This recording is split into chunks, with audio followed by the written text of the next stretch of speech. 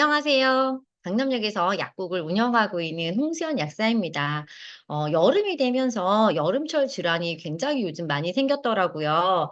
그런데 물에 관련된 기사들이 계속해서 올라오는 걸 보면서 이 얘기를 좀 같이 나눠야겠다라는 생각이 들어서 오랜만에 카메라를 켜게 되었습니다.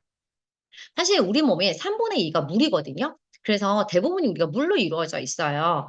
아이 때는 굉장히 아이들 보면 어때요? 얼굴에 수분이 몸에 수분이 가득 머금고 있잖아요. 그래서 아이들은 수분 함량이 훨씬 더 높아요. 그런데 나이가 드신 이제 할머니, 할아버지분들 보면 수분이 쫙 빠져나가잖아요. 그래서 수분이 나이가 들면서 조금씩 조금씩 줄어들면서 세포들도 쪼그라들고 그러면서 노화가 일어나게 돼요. 근데 물이 얼마나 중요하냐면 이제 우리가 이제 물을 먹게 되면은 한 30 초만 되면은 혈액으로 전달이 되고 1 분이면 뇌로 전달이 된다라고 얘기를 하거든요. 근데 우리 세포들이요 다 물로 이루어져 있어요. 우리가 생각했을 때는 간이나 폐 이런 기관들도 전부 다 수분 함량이 굉장히 높거든요. 그래서 우리가 굉장히 물을 좀 많이 먹어야지 도움이 되는데요. 요즘 물이 너무 오염이 많이 되어 있다 보니까 어떤 물을 먹어야 되는지에 대해서 쪼끔 같이 얘기를 나눠 보고자 해서 이렇게 자리를 만들었습니다. 우리 아까 3분의 2가 물이라고 했는데요. 물은 한 번에 300ml 정도를 먹었었을 때 흡수가 잘 돼요. 그래서 많은 양을 먹는다고 꼭 좋은 건 아니고요. 한 번에 300 정도를 나눠서 먹었었을 때 도움이 되고요. 1.5 리터 먹으면 되는 거 아니야? 이거는 이제 50kg 기준이고요. 내가 70kg, 80kg다. 그러면 2리터 이상을 드셔야지 된다라고 알고 계시면 좋을 것 같아요. 그리고 물이 부족하게 되면 각종 질병들이 많이 생기는데 특히 여름철 질환, 뭐 구내염이라든가 피부 발진 이런 것도 잘 생기고요. 또 물이 부족하면 혈액이 잘 못 가기 때문에 굉장히 피로도도 높아지고요. 또 혈액 속에는 우리 면역 세포가 돌아다니잖아요. 걔네들이 전달이 잘 안 되니까 면역력도 약해지고 염증도 잘 생기고 뇌 기능도 떨어지고 그래서 이제 우리가 예전에 2% 부족할 때라는 음료수 있었죠. 우리가 목이 마르다, 갈증을 느낀다라는 건 이미 세포가 "물이 부족해요. 물 좀 주세요."라고 아우성을 치는 거예요. 내 세포들이 물이 부족해서 손상되고 있다라고 보시면 될 것 같아요. 그래서 우리가 갈증을 느끼기 전에 물은 미리미리 드셔 주셔야 되고요. 우리가 한 20% 부족하면 사망할 수 있다라고 얘기를 하거든요. 그러면 내가 어렸을 때보다 지금 점점 나이가 들수록 물을 적게 드시다 보니까 그러다 보면서 이제 노화가 빨라질 수도 있어요. 그래서 물을 충분한 양을 드시게 되면 기초대사량이 올라가서 살이 찌는 것도 예방을 할 수가 있고요. 우리가 건강도 지킬 수가 있어요. 평소에 물을 좀 안 드셨던 분들이 갑자기 많이 드시게 되면 "화장실을 좀 자주 가서 번거롭다."라고 하는데요. 평소에 물을 너무 안 먹던 식습관을 가지고 있는 경우에는요. 세포 속으로 물이 잘 흡수가 안 되고 소변으로 빠져나갈 수 있어요. 근데 그렇다고 하더라도요. 우리 몸이요. 물을 먹어서 서큘레이션을 시켜주면 찌꺼기 물이 배설이 되거든요. 근데 내가 물을 안 먹어주면 방광으로 나가야 될 물이 다시 재흡수가 돼서 내 몸을 다시 돌아야 된다는 거죠. 그러니까 우리가 새로운 물로 계속 채워줘서 찌꺼기 물은 버려주는 게 좋겠다라는 생각이 들어서 물은 계속해서 드셔주시는 게 도움이 되고요. 뇌는 75%가 물이고요. 그다음에 심장, 폐, 간, 근육, 신장 모든 기관이 이렇게 물의 함량이 굉장히 높고요. 그래서 우리가 물을 잘 먹어주면 내 세포들이 건강하고 촉촉한 상태다라고 보시면 돼요. 특히 폐가 건조하신 분들은 마른 기침도 많이 하시거든요. 천식도 잘 생기게 되고 그래서 어렸을 때부터 물을 많이 먹게 하는 게 되게 중요한데 모든 물이 다 흡수가 잘 되는 건 아니에요. 그래서 너무 찬물보다는 미지근한 물이 조금 더 흡수는 더 잘 되거든요. 그래서 우리 몸의 세포가 잘 받아들일 수 있는 미네랄이 있고 미지근한 상태의 실온 상태의 물로 드시는 게 그리고 300ml씩 나눠서 드시게 되면 좋은데요.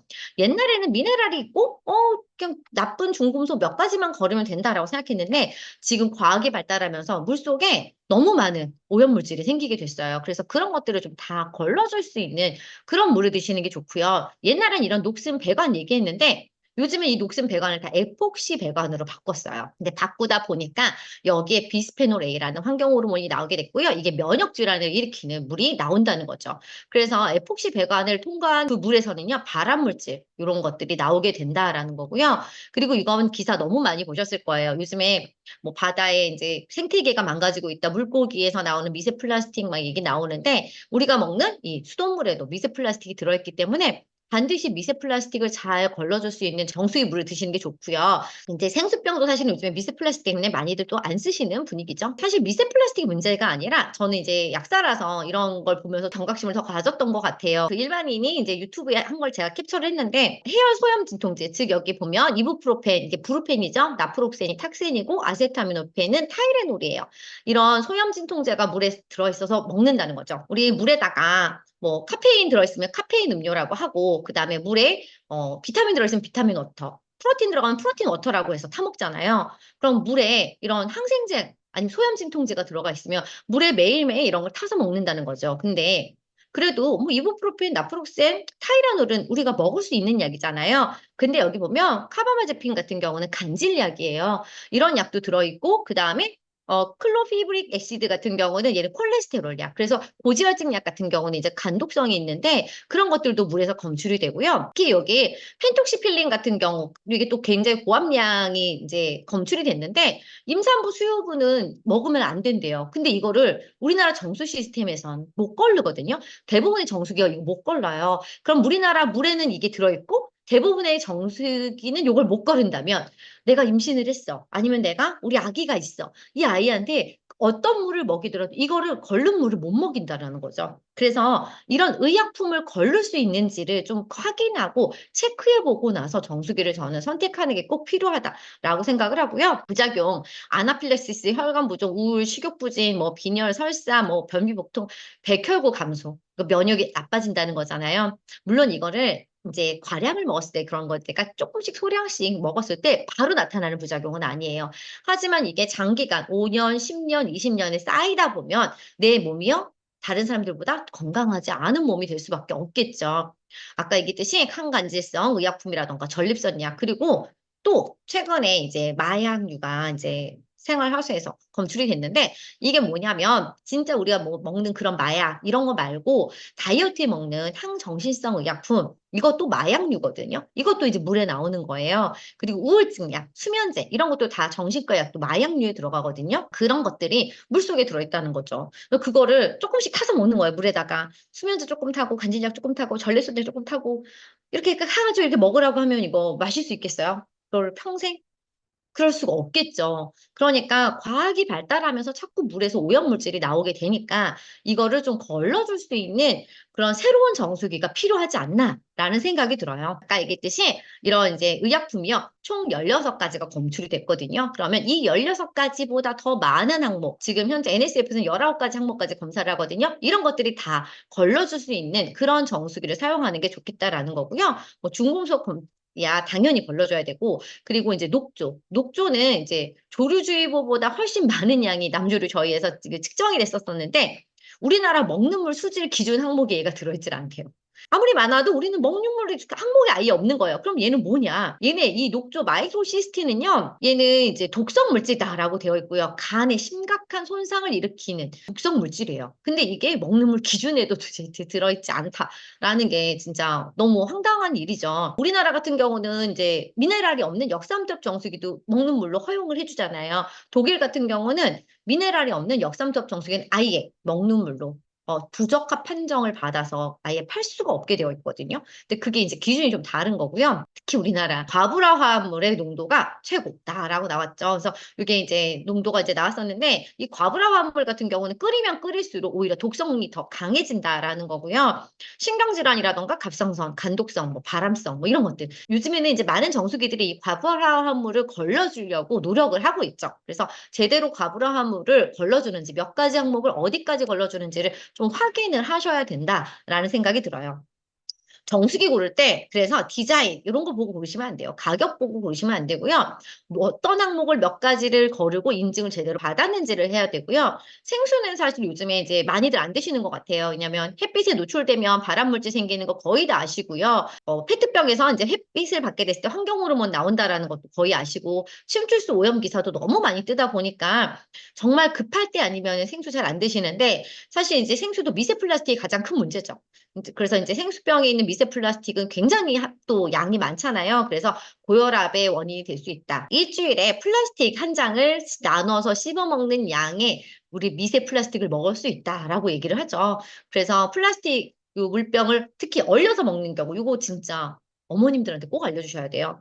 날씨 더우니까 우리 아이 갈 때 시원하게 먹으라고 냉동실에다가 플라스틱 생수 이렇게 얼렸다가 가면서 먹어 이렇게 주시잖아요. 여기 나와 있죠. 여름철에 플라스틱 얼려서 마시게 되면은요, 가열했을 때 나오는 그 미세 플라스틱의 양과 같다라는 거예요. 그러니까는 생수병 끓여서 가열했을 때 미세 플라스틱 가득 담아서 먹어라 하는 거랑 같다는 거죠. 그러니까 굉장히 위험하잖아요. 그래서 미세 플라스틱 조심해야 된다라는 거고, 얘가 이제 뇌까지 들어가면 이제 독성을 또 일으킬 수 있죠. 요거 알칼리 이온수 같은 경우는 요즘 드시는 분 거의 없는 것 같아요. 많이 정말 옛날 분들 말고는 신장에 안 좋은 거 다들 아셔서.